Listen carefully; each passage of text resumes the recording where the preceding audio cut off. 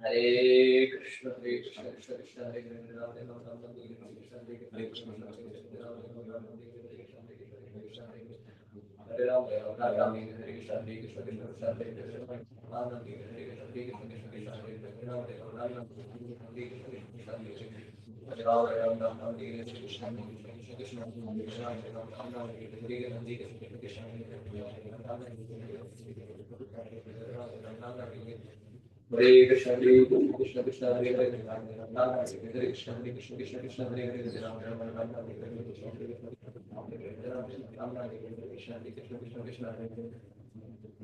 Hare Ram, Ram Ram, Ram Hare Hare, Hare Ram, Ram Ram, Ram Hare Hare, Hare Ram, Ram Ram, Hare Krishna, Hare Krishna, Krishna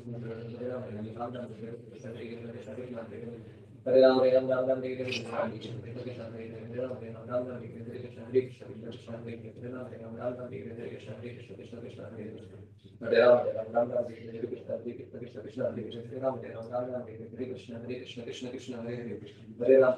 Ram, Hare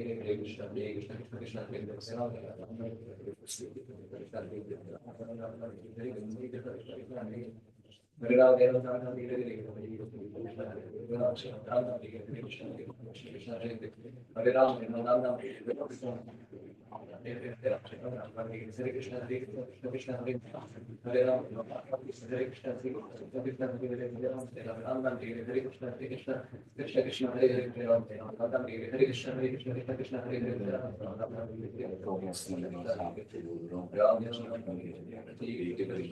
Ram, Ram Ram, Hare Krishna, Hare Krishna, Krishna Krishna, Hare Hare. Hare Ram, Ram Ram, Hare Krishna, Hare Krishna, Krishna Krishna, Hare Hare. Hare Ram, Ram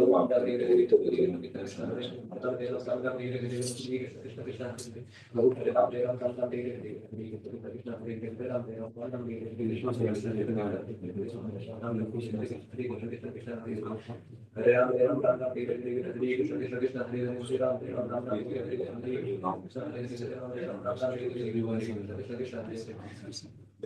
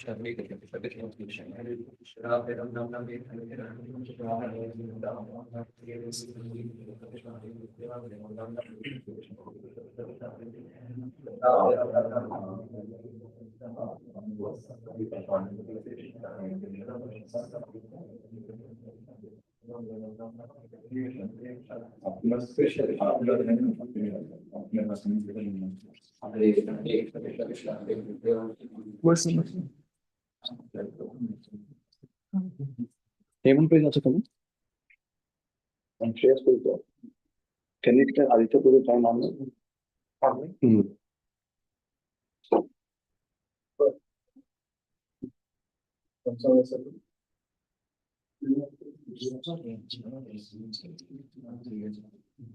Hare Krishna.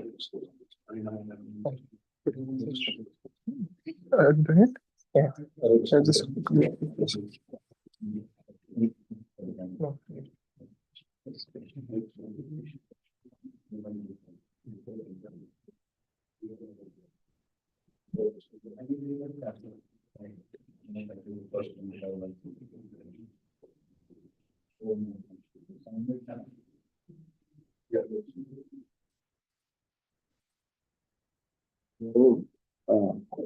उनको phone तो share करो उनको sir आगे और उधार तो कोई बोल सिद्धार्थ को कॉल कर 3.25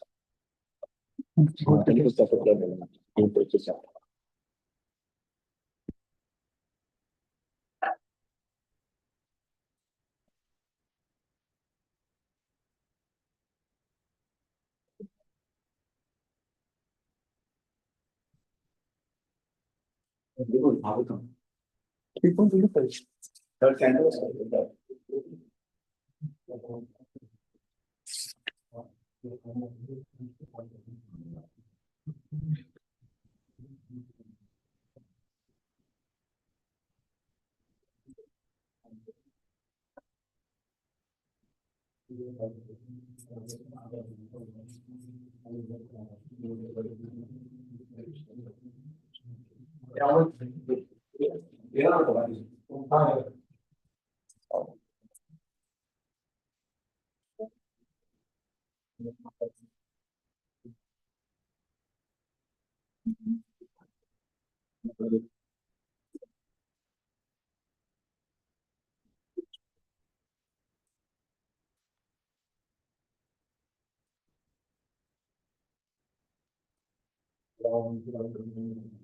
Hare Krishna, Hare Krishna, Krishna Hare Hare.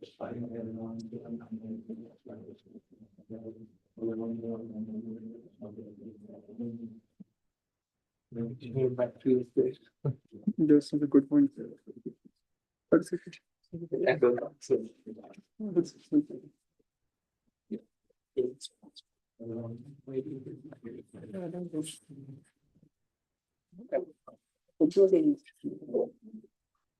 That's a good point.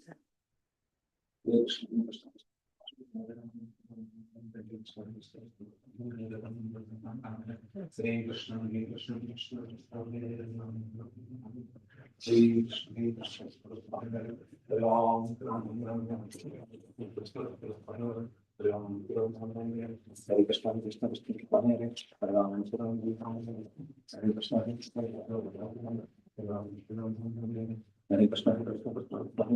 Ram Hare Krishna, Krishna Krishna, Hare Ram Hare Krishna, Krishna Hare Krishna, Hare Ram Hare Krishna, Krishna Hare Krishna, Hare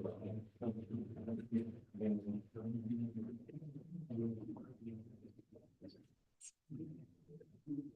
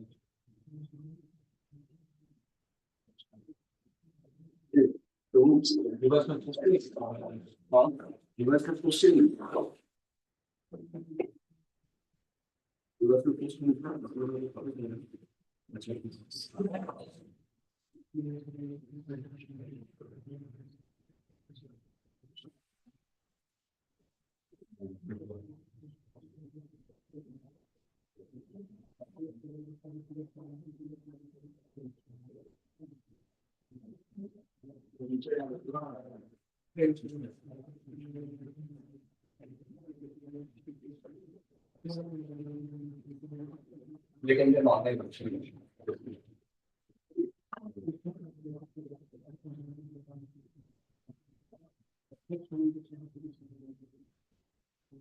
ठीक है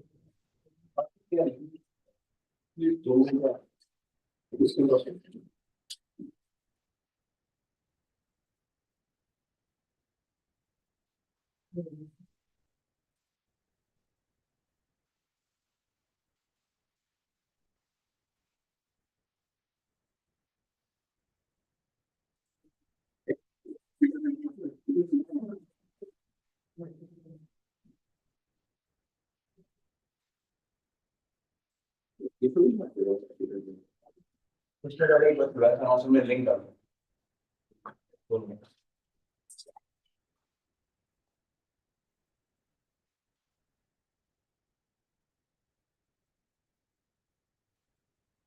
start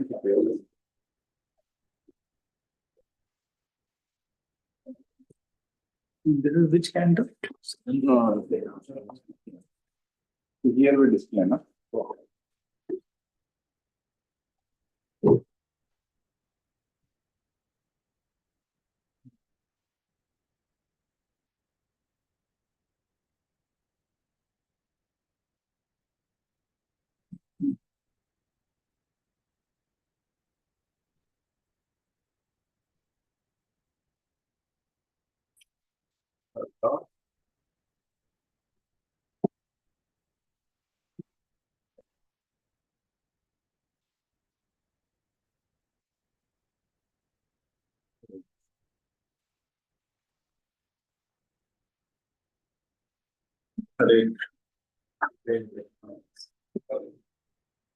ओम ज्ञानतिमिरान्धस्य ज्ञानाञ्जनशलाकया चक्षुरुन्मीलितं येन तस्मै गुरवे नमः।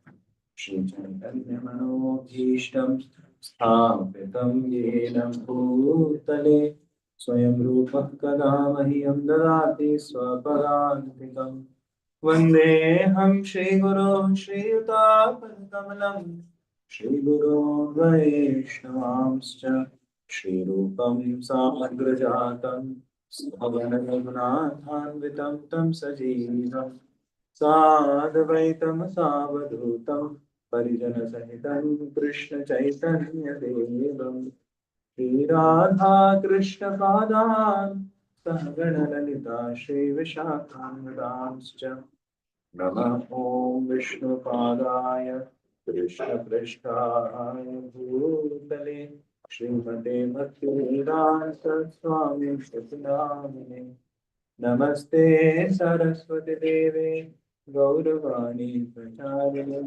निर्विशेष शून्यवादी पाश्चात्य प्रचारिणे नमो महावदन्याय कृष्ण प्रेम प्रदायते कृष्णाय कृष्ण चैतन्य नामने गौरक्षते नमः हे कृष्ण करुणा सिंधु दीनबन्धो जगत्पते गोपेश गोपिकान्त राधाकान्त नमोस्तुते तप्त काञ्चन गौराङ्गी राधे वृन्दावनेश्वरी वृषभानुसुते देवी प्रणमामि हरिप्रिये वाञ्छाकल्पतरुभ्यश्च कृपा सिन्धुभ्येव च पतितानां पावनेभ्यो वैष्णवेभ्यो नमो नमः जय श्री कृष्ण चैतन्य प्रभु नित्यानंद श्री अद्वैत गदाधर श्रीवासादि गौर भक्तवृंद हरे Krishna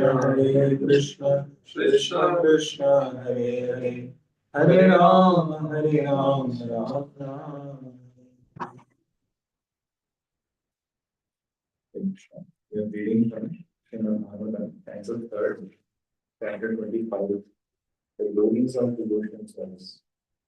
This chapter signifies the beginning of the teachings of Lord Kapila Dev, and this section is one of the largest sections in Srimad Bhagavatam. So it begins from 21st chapter, I believe, and the first part of this section from 21 to 24, wherein there is description of Kardama Muni and Devahuti's marriage, how Devahuti's hand in marriage was offered by her parents to Kardama. And there are beautiful lessons there, how an ashram should be. And there are lessons about what are the qualifications of a devotee for marriage or for a to-be husband, to-be wife. So there is beautiful description in 23rd chapter of Devahuti's qualifications. How Devahuti was very submissive and very obedient, and how she sacrificed everything, all her interests, even as a lady, in order to assist her husband. There is description of the wonderful way the dealings between the in-laws of Kardama, Manu, and Shatarupa. So how they deal with Kardama. What do they see in Kardama that they chose him to be their son-in-law? And after all these descriptions, Kardama, in Kardama's life, he was a pure devotee, almost. So he had this desire to get married to a girl. So Prabhupada explained that that was not exactly a fully pure desire, but it was not against Dharma. And therefore the Supreme Lord is so wonderful that he understands the need of a devotee. So Prabhupada explained that it is not at all a problem to have any desire in the material world to gain something. Because the devotee, even if he gains something, he engages it in Krishna's service. And we can see how wonderful service later on Devahuti and Kardamani are doing. So the description is very apt because how many 99.99% of the world we cannot expect to have no desire at all. But as long as the devotee is engaging it in a dharmic way, Krishna supports it, Krishna encourages it, and Krishna arranges for it. Although Kardamuni had not even mentioned it anywhere, not even offered prayers, Krishna arranged. Just like the example of Dhruv Maharaj. who did something about it. And then also Krishna fulfills it and then purifies it. So after all this description, this chapter, the glories of devotional service comes. So let's see what is there in this chapter. In this particular chapter, the context is that Kardama Muni has left for renunciation. Even though Kapila was born in his own home as his own son and he is a supreme lord, yet Acharyas explain, look at the culture of Vedic civilization. That it is my duty at this point of time that I should renounce. So let me renounce. So Prabhupada instills a discussion in some of the purports that what should a person do if the Supreme Lord himself has appeared in his own home? Should he renounce or should he not renounce? So was it appropriate for Kardama to leave? So that time, couple of reasonings are discussed. One reasoning is that Kardama Muni internally understood that this is the plan of the Lord. So, so he is still playing his role in the service to the Lord. He leaves. Another description is that for him, he was close to the Lord, whether with physical proximity or without. So we find in the 10th canto also at some places, like one place Krishna himself says in 23rd chapter, 33rd verse, that I am not to be attained simply by physical proximity. He says, I can be attained if someone worships my deity, or best if someone chants and hears about me in the association of devotees. So he says, your proximity with my devotees would better lead to my attainment rather than your proximity with me. So this is such a revelation actually. That so he says that you do not have to necessarily be with me physically. Rather you be with the devotees and worship my deity form and you chant and hear about me.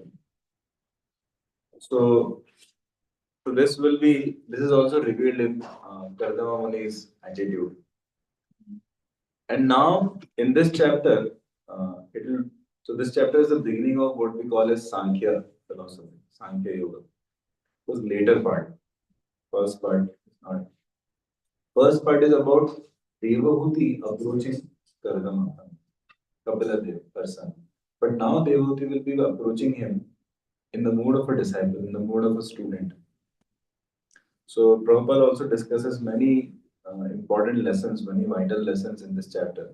One of the lessons he will discuss is like when the devotee leaves the material responsibilities in order to serve Krishna. Is he affected by karma or is he not affected by karma? Is he liable and accountable to the rest of the society who have actually done a lot of favors to him? And Prabhupada also discusses that what is the effect of bhakti?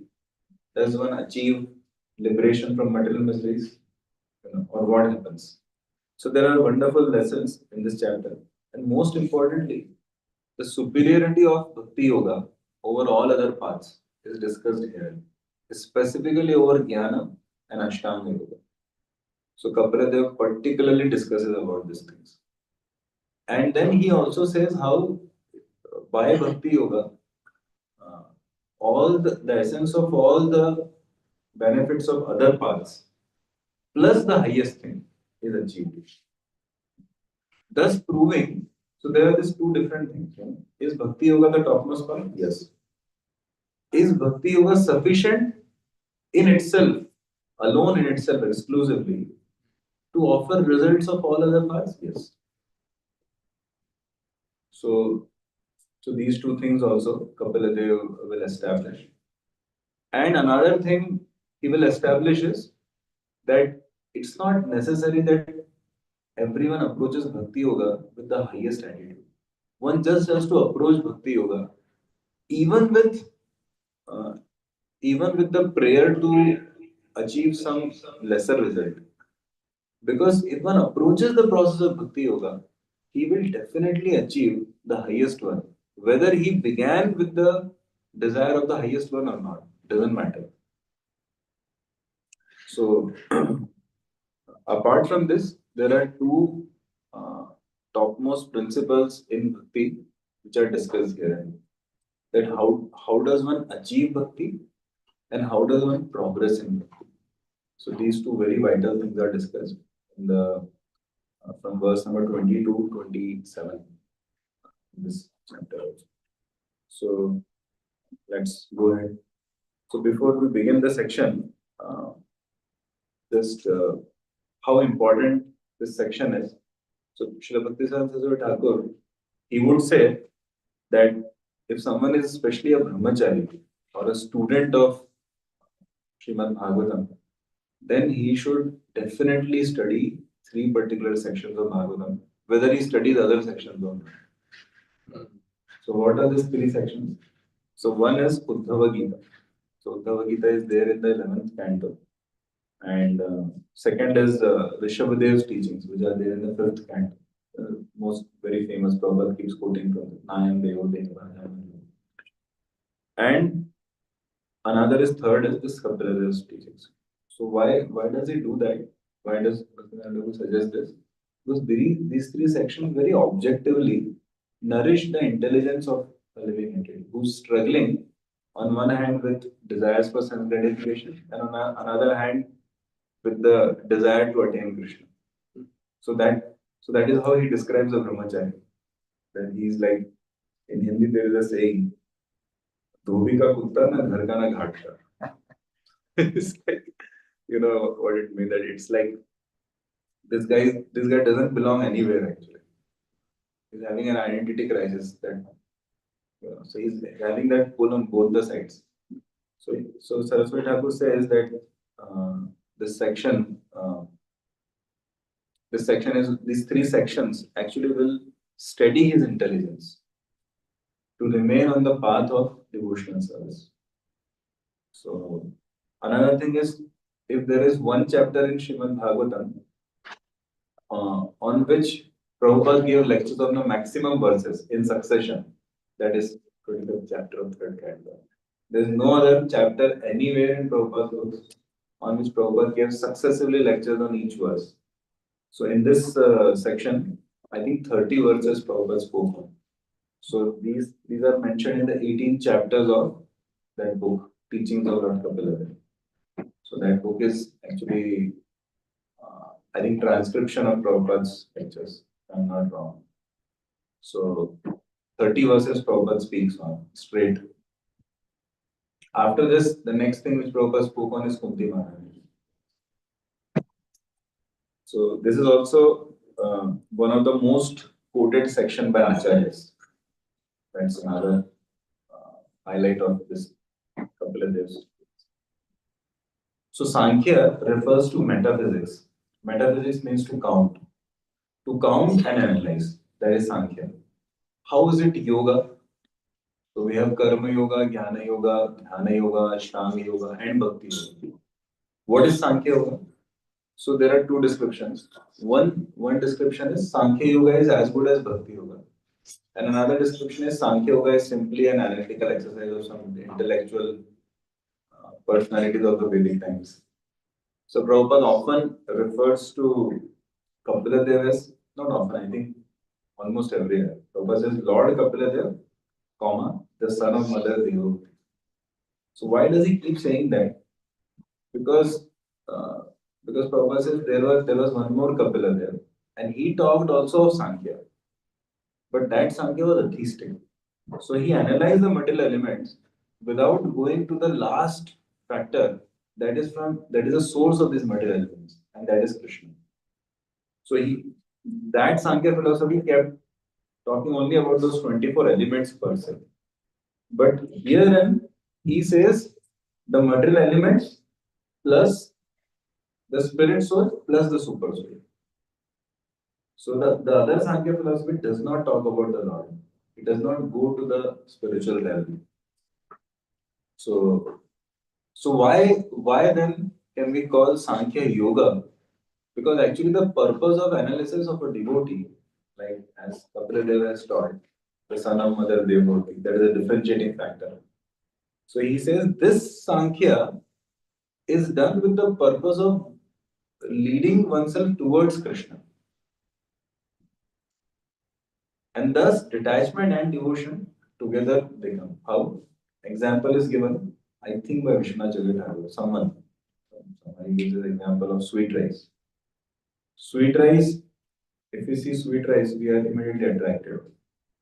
Here I think in America what is called pancake. So immediately one is attracted. But if we go to its elements, and if we do the elemental analysis, then we'll have like raw rice and maybe some raw sugar and raw milk. So that is not as attractive as the final product. So he says similarly, this material body may be attractive to us for some gratification, or the material world may be attractive to us for some gratification. But if you go to the elemental composition, we will have detachment.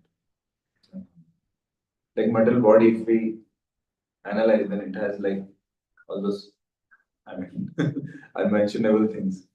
So then we'll have immediately have detachment. Plus we see its source.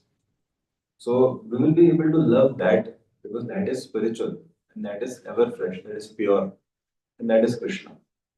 So that is how Sankhya ends up in lotus feet of the Lord, and then it becomes Sankhya Yoga. So Sankhya alone will only lead to detachment. But Sankhya, when it is accompanied with the source of everything, then it leads to Sankhya Yoga or devotion also. So detachment plus devotion. So that is the purpose of this section. So with this introduction, let's move in. So what do we have? Yeah.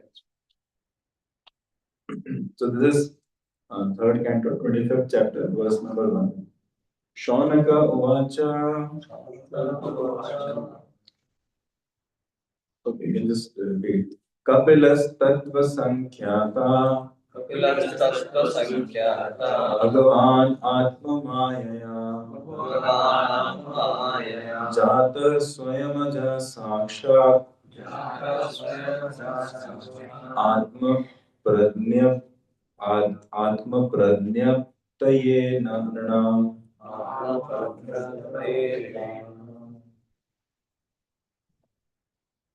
Translation. Sri Shaunaka said, although he is unborn, the Supreme Personality of Godhead took birth as Kapila Muni by his internal potency. He descended to disseminate transcendental knowledge for the benefit of the whole human race. Purport.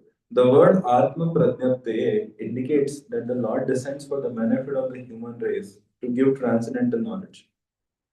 Material necessities are quite sufficiently provided for in the Vedic knowledge, which offers a program for good living conditions and gradual elevation to the platform of goodness.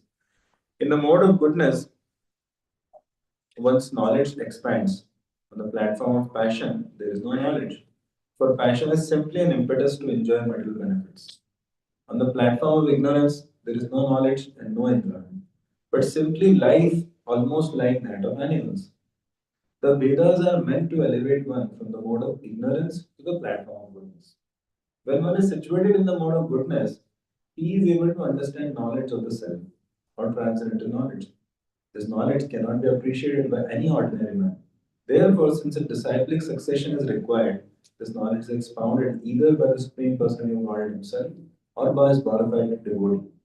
Shaunaka Muni also states here that Kapila, the incarnation of the Supreme Personality of Godhead, took birth or appeared simply to appreciate and disseminate transcendental knowledge, simply to understand that one is not matter but spirit soul, Aham Brahmasmi, is not sufficient knowledge for understanding the self and his activities.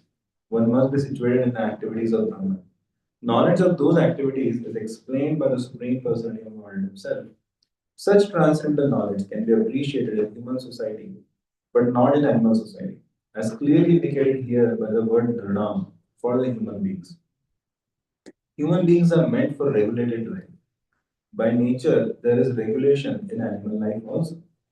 But that is not like the regulative life as described in the scriptures or by the authorities. Human life is regulated life, not animal life. In regulated life, only can one understand transcendental knowledge. So it's a very vital purport. We can remember 1344 reading this purport. It's a very famous purport by Prabhupada, the last verse of third chapter of the first canto, where Prabhupada explains that no one, he says that to understand spiritual life, one has to pay rapt attention to the message of Bhagavatam. He uses the word rapt attention. Then he says, who can have rapt attention? So he says, only one who is pure in mind can have rapt attention. So then he says, who can be pure in mind? So he says, only one who is pure in actions can be pure in mind. So he says, who can be pure in action? So he says, one who regulates his basic activities of eating, sleeping, eating, defending. So basically, he boils down spiritual success to having goodness in mind. Why? It's not like that is spiritual success, but that is a practice. It's just like the flight can take off only from that airport kind of runway. From a general road, it cannot take off. So even though the runway is also on the same ground level, but then it is the most favorable place from where one can take off above the ground level. So another thing which is explained here, that human beings are meant for regulated life. See, what is the meaning of this? Like we can see, you see, like compare. I think we all know India here. We are sitting here from India. So you see, there is a difference between America and India. In one, like I'm saying materially. Materially, if you see, America is like way ahead in terms of cleanliness, organization, predictable, very predictable life. Right? Materially is a very decent life.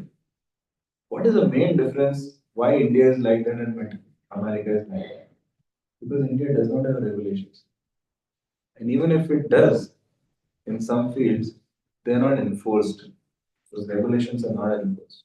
For example, in America, you can easily predict how a washroom would be on an average, at least 99%. In India, you cannot. Rather, you can predict unpredictability because there is no standardization. In America, how are the roads or even the pavements? How India, there is no regulation. So you see, the moment regulation comes, that aspect becomes very good actually. So similarly, if there are regulations in a person's personal life, actually goodness can easily come. Just like in the material life, there's so much goodness there. It's less, like the maintenance is very less. So if you see India, maintenance is very high. Why? Because no regulations. Because there are no regulations, things get bad. So similarly, very simple material principle also. If there are regulations in a person's life, even in sports, this is discussed. Like I'll tell you one famous sentence from sports. I used to play this badminton during my teenage days. So there was one saying amongst the professional players there. We used to always hear from them. So they used to say, what is more vital, talent or discipline? Like a disciplined practice or talent? You know what is the answer? Disciplined practice. Disciplined practice can lead most of the people towards success, at least at some level. But talent, when devoid of discipline or practice, actually will get wasted. So similarly, when one is disciplined or regulated, so that goodness can help him to practice devotional service very properly. So that is the message here. The next verse, text 2. Nahi asya vashmana pumsam Varimna sarvayogina Vishrutau Shrutadevasya Bhuri Trapyanti Me Samaha. Shaunaka continued, there is no one who knows more than the Lord himself. No one is more worshipable or more mature a yogi than he. He is therefore the master of the Vedas, and to hear about him always is the actual pleasure of the senses. So, Prabhupada explained in the purport that to hear from Krishna is a real pleasure of the senses. Therefore, he is known as Govinda. For by his words, by his teachings, by his instruction, by everything connected with him, he enlivens the senses. So there is this famous verse, I think it is 4:9:11, not wrong. Can you go to 4:9:11? Where Dhruv Maharaj glorifies Krishna as the enlivener of his senses. Yeah, it is same. But can you little bit Bhakti moho pravahataam tvai me prasango Bhuyananta mahataam amalashayana Yenanjaso Badamuru Vyasanam Bhavabdhi Neshe Bhavad Gunakatham Ratapanamattaha.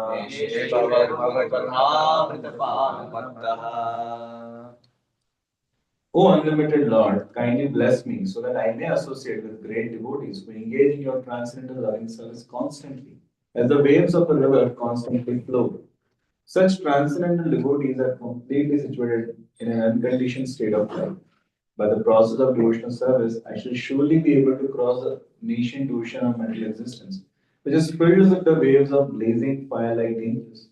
It will be very easy for me, for I am becoming mad to hear about your transcendental qualities and pastimes, which are eternally existing. So this last one, I am becoming mad to hear. So actually, the like we have heard Rupa Goswami also how he says, when I hear this holy names, when it goes into the my ear and then to the heart, Pravishta Karana Randrena Swanam Bhavasuranam. So it enters from the ear, but it enlivens the heart.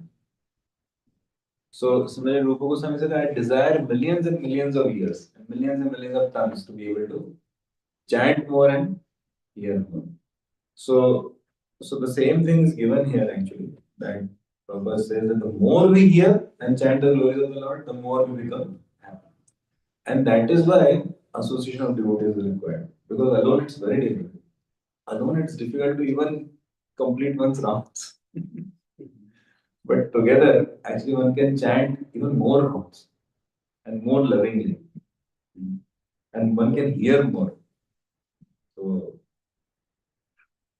Prabhupada says in Bhagavad Gita also, the true yogi is one who can derive or the a real yogi, who true Vedantist is one. a true Vedantist. Who can, I mean, he is delighted in chanting or Yeah. So Prabhupada says, one who takes pleasure. The actual word Prabhupada uses is one who takes pleasure. In hearing about the Lord, in chanting about the Lord. See, takes pleasure, matlab, even if I may not get pleasure initially, but I know that this is the best thing for my spiritual senses. So I take pleasure. Okay, I will do it nonetheless. It's like sadhana bhakti. So in sadhana bhakti, uh, we know it may not, just like Prabhupada gives example of the jaundice. There is jaundice, so fine. I know this is a medicine, and this only will become the ecstasy later on. So I go on doing it. So he says the highest Vedantist, the great soul, who takes pleasure in chanting the holy name of the Lord. Right. Highest Vedantist. So now I think we have to stop here. Darshan. Yeah. So we'll stop here. We'll just read the translation of the next one because this will complete this section. Therefore, please precisely describe all the activities and pastimes of the personality of Godhead, who is full of self-desire and who assume all these activities by his internal potency. So this Shaunakali Rishi, they have spoken these two verses, second and third. saying that please describe uh, further about the activities and pastimes of the Supreme Lord here in particularly Kapila Deva. Because we want to hear more. Actually, many times Suta Goswami would stop or would kind of start summarizing certain sections. So that was kind of a test also of the audience, whether they're eager to hear. So the eagerness of Shaunagadi Rishi will be inspiring now Suta Goswami to further speak. And then he starts relating what happens. So he will now relate about the devotees, like dialogues with Kapila Deva. So there is one part of the previous background of 4 chapters which I didn't discuss, which we'll discuss maybe tomorrow, because that talks about devotee, how devotee try to enjoy the material life along with Kardama, but devotee experienced no satisfaction. So that will come in this. Stop here.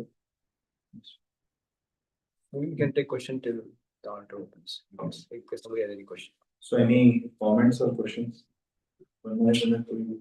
Comments. Perfect. I don't know how. Wonderful. Yeah. Yeah. So Yes, sir.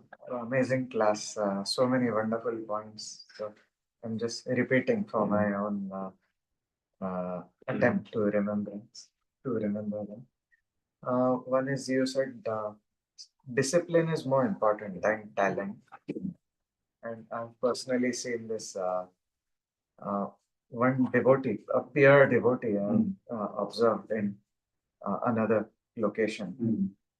He very regularly recites the Bhagavad Gita, and in my mind, I subtly compared myself with him, and I felt I'm more talented, but I don't regularly recite. Even though I may be able to memorize better than him, I later felt disgusted with myself for making that comparison, and I admired him. He recites daily. That is more important than the ability to memorize and nicely quote them and all. The law, because devotional service is about regularly establishing the Lord in the heart rather than just becoming talented. And so, We can see now, Prabhupada said that Indians might be very close to Krishna, but then they are like this. So I saw in many American devotees examples, like in the Bay Area, West Coast actually, they may not have a lot of education, they may not have a lot of like devotional facilities, but their sincerity, which is in terms of their very solid practice, that is taking them ahead. That is taking them to wonderful heights. So that difference, what you're saying is very true.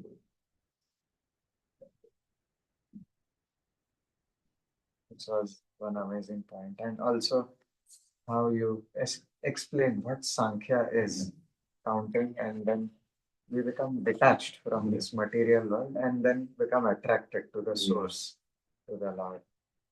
This also comes in 3rd canto 11th chapter in terms of time and space. So when that analysis is done, it goes even beyond what today's scientists do. So when that analysis is done, one naturally gets attracted because the question comes to a sincerely intelligent person. Oh, this is not the be all and end all. So then when of course in that chapter only will we understand how it's very beautiful. So then one gets attracted only to Mahavishnu in the material world. That chapter is limited to like to Mahavishnu. So that such a beautiful thing actually. So you keep analyzing, then you will come to the right conclusion. It's something like Bahunam Janmanam Ante Jnanavan Maam Prapadhyate. As a fruit of the seva. So class technically not yet evolved. Okay, so let us begin the class now. very beautiful thing, I think. Thank you. So any last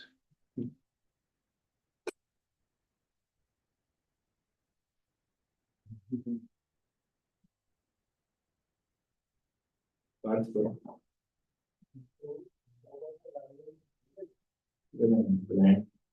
That's also the genius of Prabhupada, I was feeling when you said now, that how he boils down to the goodness, Yeah. very connected. And you compared that goodness is not all in all. Yeah. But because it is facilitating us to take shelter of Bhagavatam nicely. That way it has a great importance also. Yeah. So we should see the connection. Yeah. Otherwise, sometimes one may think, "Arey, why so much?" No? But ultimately, we are targeting pure devotion. So one lecture I heard from proper disciple. So he was telling that in emergency, and if someone is skilled, he can take off a flight even from the regular road. So he says we should not judge devotees like based on goodness because that has no connection. It was just a facilitation. And he says there are some special flights which don't need a runway. Yeah, I think there are some army planes and all that. They just like they have something like by which they just lift off to some. Chartered planes also. So they need short runway. They need very short runway, but they need. So the idea is that goodness cannot be a factor to judge in devotional service. Because spiritual advancement is not checked by any material. But yeah, for a general practitioner, it is the most relevant thing. One thing I saw in America, like most of the Indians, they hear only criticism of America actually. But actually in America, the range is so big. Yeah, there is extreme materialism, but there is extreme goodness as well. Like in terms of how people behave, and some are like so sensitive as vegans and all. And then, even the kind of like rice or wheat or they're like so particular, so many types of items available. Huh? Punctuality and Punctuality, yeah. they don't go too late nights the way Indians. Yeah, Work culture is better. Work culture, work balance, and the protection of environment, cleanliness. So actually goodness is there everywhere. So and that goodness actually like when people take up also they take up very sincerely. Right.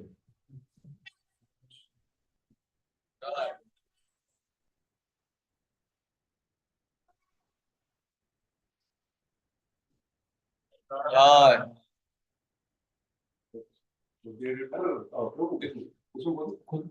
Khula. Hare Krishna dear devotees. So please join us every day. So tomorrow, day after tomorrow at 7 a.m. Please do not miss. We will be having His Grace Achyut Mohan Prabhu. Hare Krishna. 7:15 number. Same. Okay, yeah, that's it. Hare Krishna. Hare Krishna, who you called?